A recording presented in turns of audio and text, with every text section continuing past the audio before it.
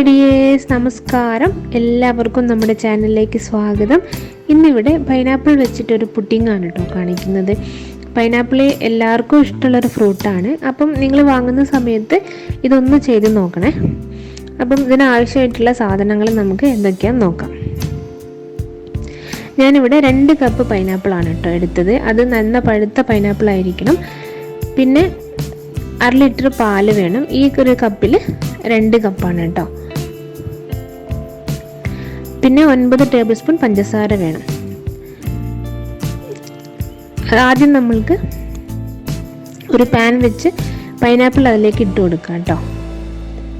ഇതാദ്യം ഒന്ന് പഞ്ചസാരയിൽ വേവിക്കണം. അതിന് വേണ്ടിയിട്ട് നമ്മളിവിടെ 5 ടേബിൾ സ്പൂൺ പഞ്ചസാര ഇതിലേക്ക് ഇട്ട് കൊടുക്കുകയാണ് കേട്ടോ. എന്നിട്ട് ഇത് നന്നായിട്ട് വേവിച്ചെടുക്കണം. പിന്നെ ഏറ്റവും ശ്രദ്ധിക്കേണ്ട കാര്യം, പൈനാപ്പിൾ എപ്പോഴും നല്ല പഴുത്ത പൈനാപ്പിൾ ആയിരിക്കണം. അപ്പം പഴുത്ത പൈനാപ്പിൾ അല്ലാന്നുണ്ടെങ്കിൽ ചിലപ്പം പഞ്ചസാരയുടെ അളവ് ചിലപ്പോൾ കൂട്ടേണ്ടി വരും. അപ്പം അത് ആ പഞ്ചസാരയിൽ കിടന്നിട്ട് പൈനാപ്പിൾ നന്നായിട്ട് വേവണം കേട്ടോ. ഇല്ലെങ്കിൽ ചിലപ്പം പാല് പിരിഞ്ഞു പോകാനുള്ള സാധ്യത ഉണ്ട്. അപ്പം നമ്മൾക്കതൊരു സൈഡിലേക്ക് മാറ്റി വെച്ചിട്ട് വേവിക്കാം കേട്ടോ. ഇനി വേറൊരു പാൻ വെച്ചതിന് ശേഷം അതിലേക്ക് നമ്മൾ എടുത്തു വെച്ചിരിക്കുന്ന പാൽ ചേർത്ത് കൊടുക്കാം. പിന്നെ പാൽ എപ്പോഴും ശ്രദ്ധിക്കുക, ഇതുമാതിരി സ്വീറ്റ് റെസിപ്പിയൊക്കെ ഉണ്ടാക്കുന്ന സമയത്ത് കട്ടിയുള്ള പാൽ ഉപയോഗിക്കണം കേട്ടോ. അപ്പോൾ അതിലേക്ക് ബാക്കിയുള്ള പഞ്ചസാര, അതായത് 4 ടേബിൾ സ്പൂൺ പഞ്ചസാര ചേർത്തിട്ട് നന്നായിട്ടും തിളപ്പിച്ചെടുക്കാം. പിന്നെ പൈനാപ്പിൾ ഒരു സൈഡിൽ നിന്ന് ഇളക്കി കൊടുക്കാനും മറക്കരുത് കേട്ടോ. പാലും പൈനാപ്പിളും രണ്ടും ഒന്ന് ശ്രദ്ധിക്കുക. അപ്പം ഒരു കളറിന് വേണ്ടിയിട്ട് ഞാനിവിടെ മഞ്ഞൾപ്പൊടിയാണ് കേട്ടോ ചേർത്ത് കൊടുക്കുന്നത്. അപ്പം നിങ്ങൾക്ക് ഫുഡ് കളർ ഉണ്ടെങ്കിൽ മഞ്ഞൾ കളർ ഉപയോഗിക്കാം.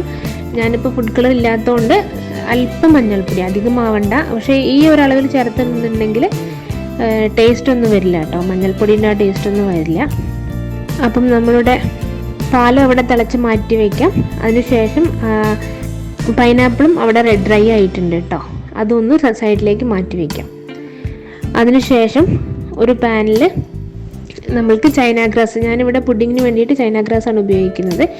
അപ്പം ചൈന ഗ്രാസ് 10 ഗ്രാമിൻ്റെ പാക്കറ്റ് ആണെങ്കിൽ അതിലൊരു 1/4 ഭാഗം എടുക്കണം കേട്ടോ. അതായത് 7 ഗ്രാം ആവശ്യമാണ് കേട്ടോ. കുറഞ്ഞു പോയാലും പുഡിങ് സെറ്റാവില്ല, കൂടി പോയാലും അത് വേറൊരു ടേസ്റ്റ് വരും. അതുകൊണ്ട് എപ്പോഴും 10 ഗ്രാമിൻ്റെ പാക്കറ്റ് ആണെങ്കിൽ 7 ഗ്രാം മാത്രം ഉപയോഗിക്കാം. അത് കുറച്ച് വെള്ളം ഒഴിച്ചിട്ടൊന്ന് മെൽറ്റാക്കി എടുക്കണം കേട്ടോ. ഇതുപോലെ ഒന്ന് മെൽറ്റാക്കുക. ഇനി നമ്മുടെ പാലിലേക്ക് ഇത് ഒഴിച്ചു കൊടുക്കുക കേട്ടോ. എന്നിട്ട് കൈ വിടാതെ ഇളക്കിക്കൊണ്ടിരിക്കണം, ഇല്ലെങ്കിൽ കട്ട പിടിക്കും. അപ്പം കൈ വിടാതെ ഒന്ന് ഇളക്കിക്കൊണ്ടിരിക്കുക.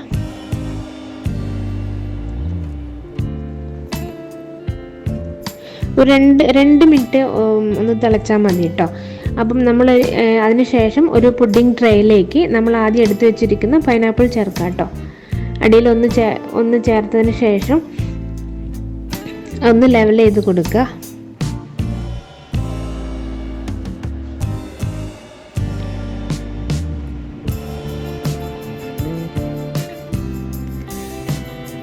അതിനുശേഷം നമ്മൾ എടുത്തു വെച്ചിരിക്കുന്ന പാൽ ഒഴിക്കുക. പാല് കുറച്ച് ചൂട് തണിഞ്ഞതിന് ശേഷം ഒന്ന് ഒഴിക്കുക കേട്ടോ. അധികം തണിഞ്ഞ് സെറ്റായി പോവും. അതുകൊണ്ട് ഒന്ന് തണിഞ്ഞതിന് ശേഷം ഒന്ന് ഒഴിച്ചു കൊടുക്കുക. അതിനുശേഷം നമ്മളിത് ഒരു അരമണിക്കൂർ പുറത്ത് തന്നെ വെക്കുമ്പോൾ അതൊന്ന് സെറ്റാവും കേട്ടോ. ചൈന ഗ്രാസ് ഉപയോഗിച്ചുകൊണ്ട് വേഗത്തിൽ സെറ്റാവും. അപ്പം അതിൻ്റെ മേലെ നമ്മൾക്കൊരു ഡെക്കറേഷന് വേണ്ടിയിട്ട് മുന്തിരി ചേർക്കാം കേട്ടോ, അണ്ടിപ്പരിപ്പ് ചേർക്കാം. പിന്നെ ബാക്കിയുള്ള പൈനാപ്പിൾ ഒന്ന് ചേർത്ത് കൊടുക്കാം. ഇടയ്ക്കിടയ്ക്ക് പൈനാപ്പിൾ പുഡിങ് കഴിക്കുമ്പോൾ അത് കടിക്കുമ്പോൾ നല്ല ടേസ്റ്റ് ആയിരിക്കും കേട്ടോ, പൈനാപ്പിൾ കടിക്കുമ്പോൾ. ഇനി ഇത് നമ്മൾക്കൊരു 4-5 മണിക്കൂർ എന്തായാലും ഫ്രിഡ്ജിൽ വെച്ച് സെറ്റ് ചെയ്യണം കേട്ടോ. മിനിമം 4 മണിക്കൂറെങ്കിലും എന്തായാലും സെറ്റ് ചെയ്യണം. അപ്പം 4 മണിക്കൂറിന് ശേഷമാണ് ഞാനിപ്പോൾ അങ്ങനെ കട്ട് ചെയ്യാൻ വേണ്ടി എടുത്തത്. അപ്പം നമ്മളുടെ പുഡിങ് ഇത്രയേ ഉള്ളൂ. എല്ലാവരും ഒന്ന് ട്രൈ ചെയ്ത് നോക്കണം.